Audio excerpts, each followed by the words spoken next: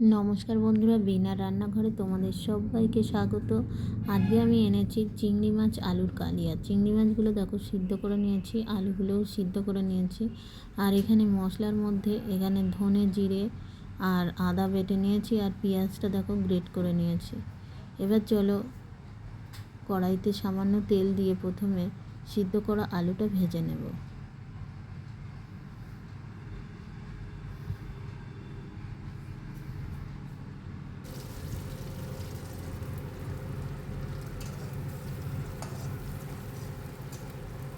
দেখো আলুটা আমার ভাজা হয়ে গেছে, আমি তুলে নিলাম। এই তেলের মধ্যে চিংড়ি মাছগুলো একটু সামান্য তেলে একটু ভেজে নিচ্ছি।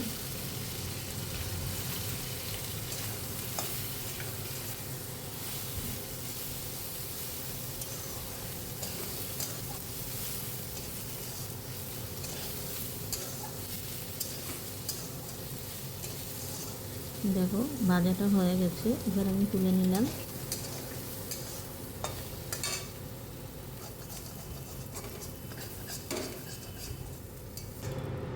কড়াইটা পরিষ্কার করে আরও 2 চামচের মতো তেল দিয়ে দিলাম।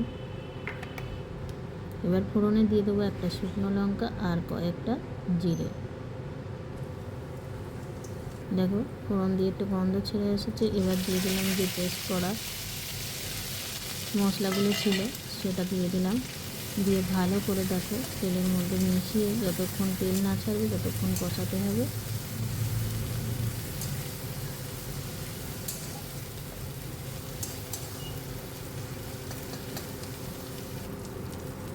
এবার দিয়ে দিচ্ছি পরিমাণ মতো লবণ, হলুদ আর একটু কাশ্মীরি লঙ্কার গুঁড়ো।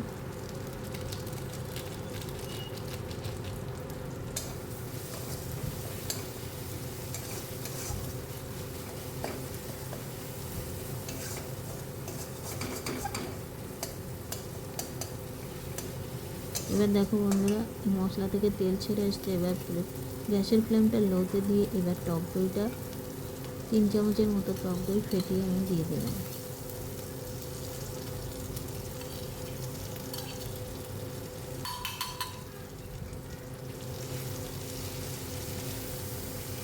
দেখো এখন কিন্তু গ্যাসের ফ্লেম বাড়িয়ে দিলে এই টক দইটা কিন্তু কেটে যাওয়ার ভয় থাকে। ওই জন্য সবসময় টক দইয়ের সময় একটু গ্যাসের ফ্লেমটা লোতেই দিতে হবে।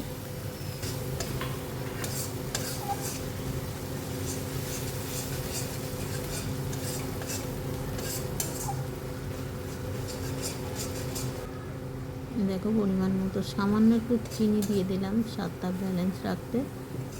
এবার আমি এই মশলা দেখো তেল ছেড়ে এসেছে, এর মধ্যে আমি দিয়ে দিলাম চিংড়ি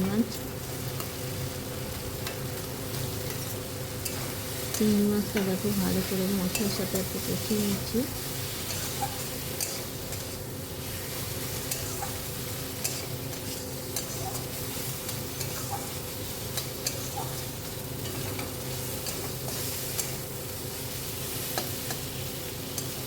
এবার এই চিংড়ি মাছের মধ্যে আমি দিয়ে দেবো ভাজা আলু। এবার আলু আর চিংড়ি মাছ একসাথে আর একটু কষিয়ে নিয়ে সামান্য গরম জল দেবো।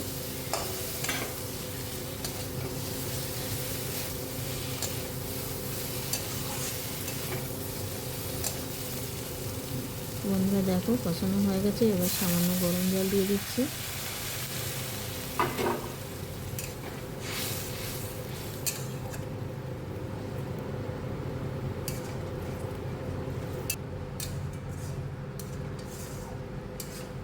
দেখো আলুটা সিদ্ধ হয়ে গেছে।